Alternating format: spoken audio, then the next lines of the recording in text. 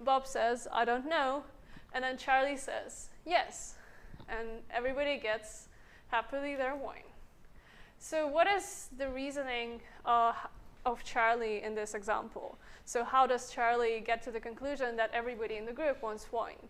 Well, Charlie starts thinking, okay, let me take the viewpoint of Alice. So if Alice hadn't had wanted wine, then she would have said no, because that not everyone in the group would have wanted wine. But she says yes, so she says, I don't know.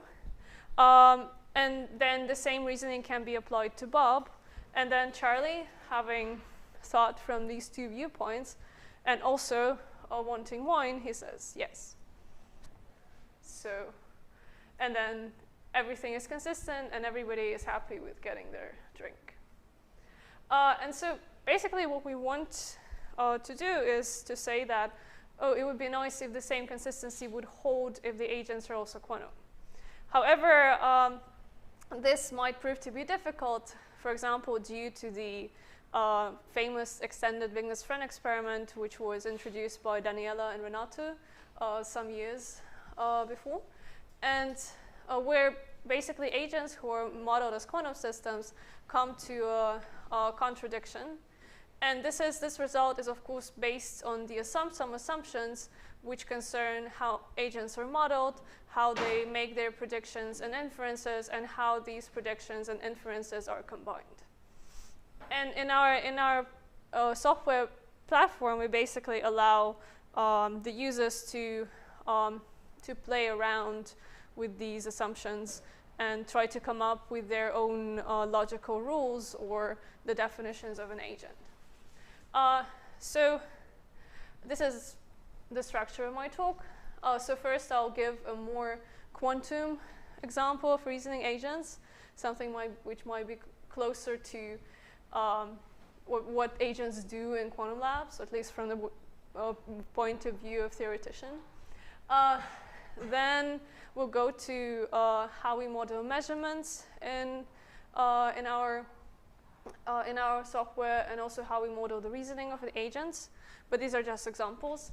And then I'll elaborate on the software package structure, and then I'll briefly present one of the testing examples, which is the far thought experiment, aka extended Wigner-Friend experiment. So let us come back to Alice and Bob, who had wine. For some reason, they needed to finish their grant proposal or whatever, and then they're coming back to the lab. So Alice has the system R to measure. That's basically her task for the evening. And the system R is initialized in the state, which you see here. And then she has a particular procedure that she performs. She has to, depending on her outcome, she prepares the system S in a state 0. If she gets outcome 0, yes, she measures in a computational basis. And if she gets outcome 1, she prepares it in a state plus and sends to Bob. And suppose that Alice measured the system R, and then she happily went home because that was everything she had to do for the evening. But Bob still has to measure the system that she sent him. And he also wants to kind of infer what Alice has gotten during her measurement. But Alice is not there, so he cannot directly ask. So he has to somehow reason about it. So suppose that he gets outcome 1. So if Bob gets outcome 1, then what did Alice measure? Well, Bob starts thinking, okay, if I if Sorry, what is Bob measuring? Bob is a measuring system S. On which basis? Computational basis, 0, 1 basis, yeah. So then he starts reasoning. Okay, if Alice would measure 0, she would send me a system S in a state 0, and I couldn't have measured 1. So I would measure 1 with probability 0, which means that Alice measured 1. And this is an example of definite reasoning, so an inference that Bob can make with probability 1. Okay, so now the next step, what we want to do is we want to make these agents quantum. So we also want to make the measurement process that they're conducting a unitary process. So how do we do it? So let us start with a motivating example, which is a Stern-Gerlach experiment, or how we measure things in the lab.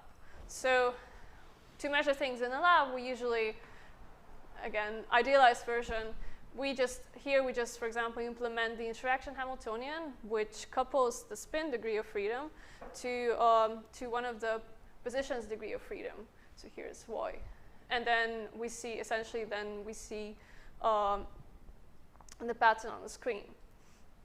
So here, in this case, in the Stern-Gerlach experiment case, we can just see this position degree of freedom as a certain memory with which we correlate our spin value.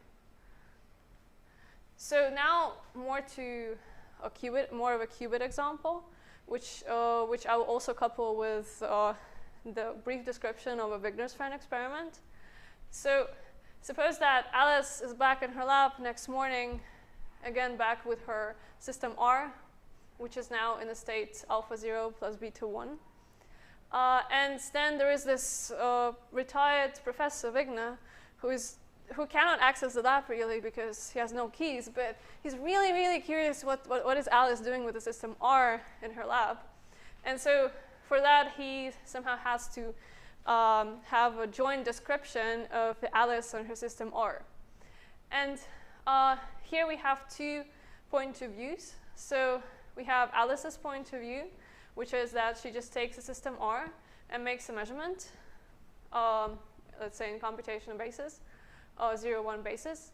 And then from the Wigner's point of view, because Alice and her system are isolated, then he has to model them, model their evolution as a unitary process. And in this case, he also models Alice's memory, where she writes her outcome as a qubit, and then the joint evolution is just a CNOT gate, which is a coherent copy. And then the joint state of the Alice and her system R is this state, alpha 0, 0 plus beta 1, 1. So this example is also nice because it clearly shows that manipulating knowledge in quantum theory, the knowledge of agents in quantum theory, is not as straightforward as in classical models, because here we have two views, two possible descriptions of the same physical scenario from the points of view of Alice and Wigner, which are both can be considered valid. Okay. So now let us come back to this example that I had before with Alice and Bob reasoning about Alice. But now what we want to do is to model Alice and Bob as quantum systems, and we also want to model Bob's reasoning process as a unitary. So how do we do this? So this is an example of how we can represent this reasoning as a circuit. So this is just a comment. So this is the simplest implementation that we could come up with. We're not claiming this is optimal in any way. So basically, what are the main elements here? So we have system S, which Bob measures. We have system B, which is the part of Bob where he stores the outcome of his measurement. Then we have 2 qubits, which correspond to the instructions that Bob has, or the inferences that Bob has. And then we have 1 qubit, which corresponds to the prediction. So what are these inference qubits? So these correspond to different inferences that Bob can make based on his outcome. So the first qubit is initialized in the state 0 because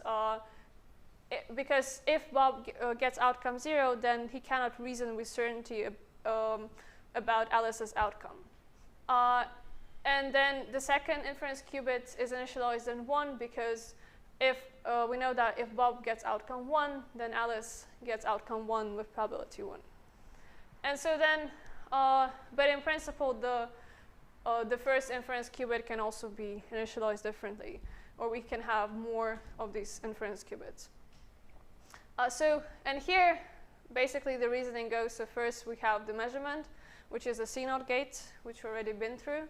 And then based on the outcome, so if the outcome is 0 and the corresponding inference qubit is initialized, then we update the prediction correspondingly. And the second time we check if Bob got outcome 1, then we check the corresponding inference qubit, and we again update the prediction. And hence we kind of model this reasoning, Bob's reasoning, as a unitary, essentially. Okay, so how our software package is structured now that we have talked about the most important things that the agents do in the thought experiments, which are measuring things and reasoning about them. So it has 4 main parts.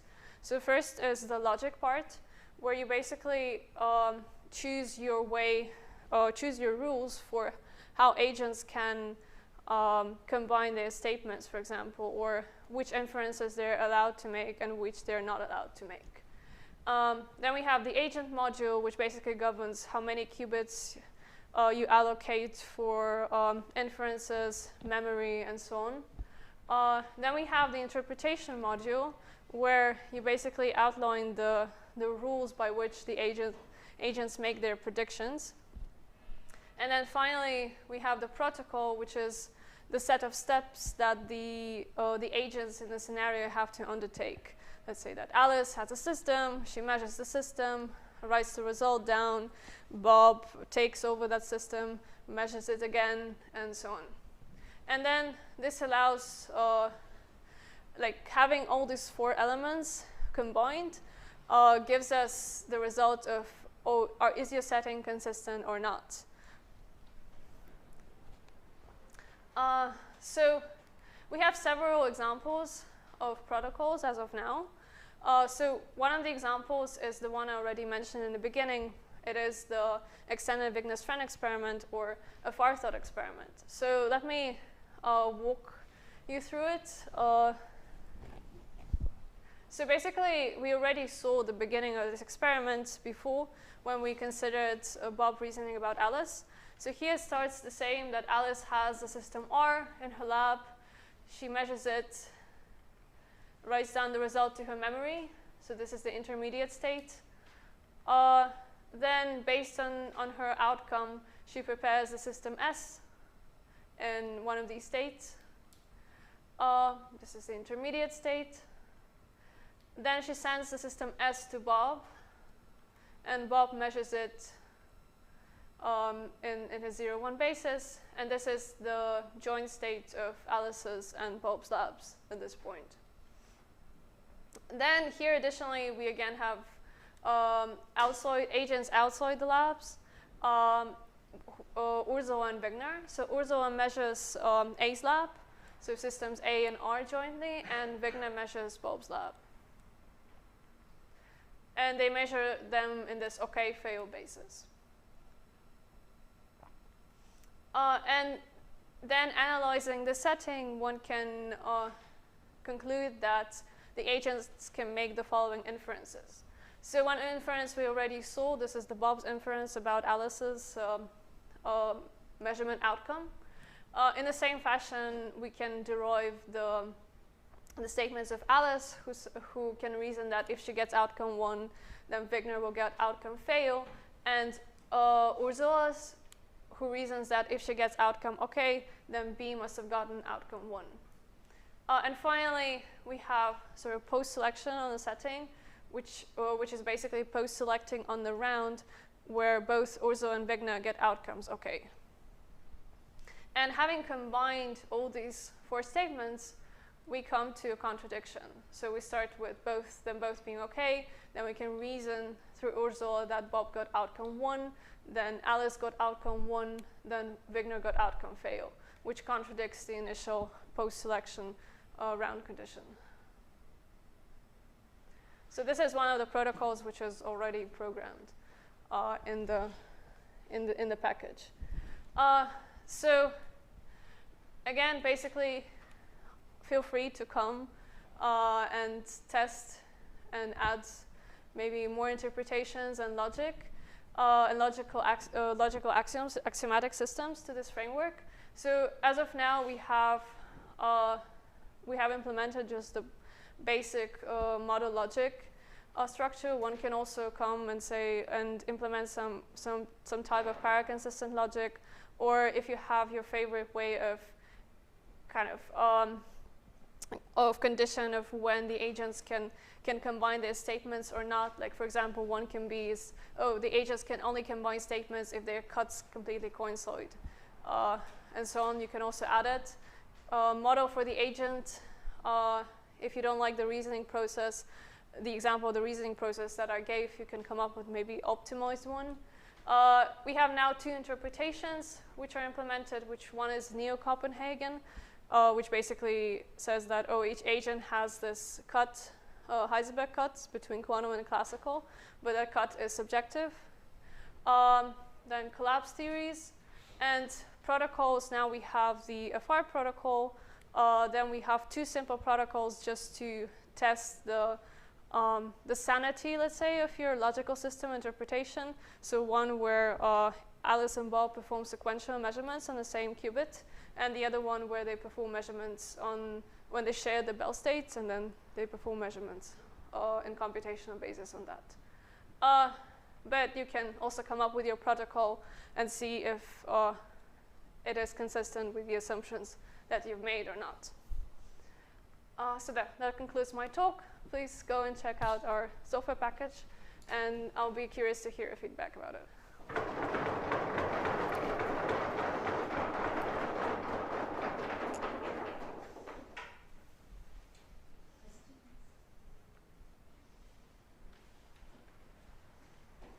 Yes? So what's the conclusion of your software from the FR experiment?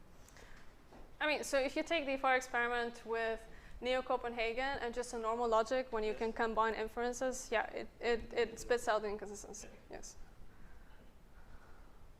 And you have model logic is what you have implemented, right? Oh, yes. Not in the para-consistent we haven't yet. But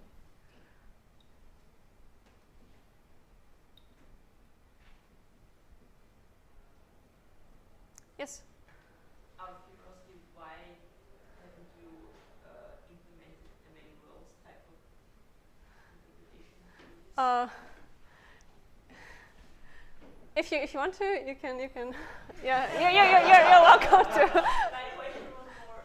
I mean, so. Particular difficulty in doing this. I mean, there is not much difficulty. We want to extend this list, also adding Bohmian interpretation and many worlds. So, yeah, there is no difficulty. It's just that maybe that are. Yeah, basically these are the ones that we managed to implement by now, and then yeah, it's a future work. Yes. Sorry, I didn't fully understand. Like, what exactly is the difference between the model of the agent and the interpretation? Because it seems maybe somehow that the interpretation somehow plays a role in how the agent becomes modeled.